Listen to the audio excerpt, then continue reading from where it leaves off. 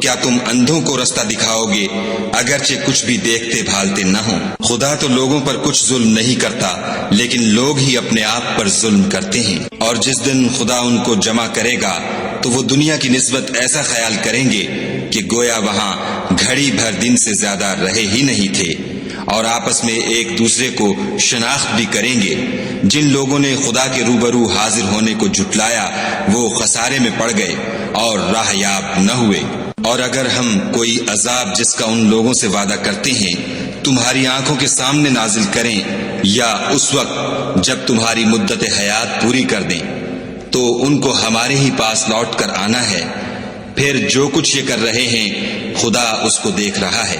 اور ہر ایک امت کی طرف پیغمبر بھیجا گیا، جب ان کا پیغمبر آتا ہے تو ان میں انصاف کے ساتھ فیصلہ کر دیا جاتا ہے اور ان پر کچھ ظلم نہیں کیا جاتا۔ اور یہ کہتے ہیں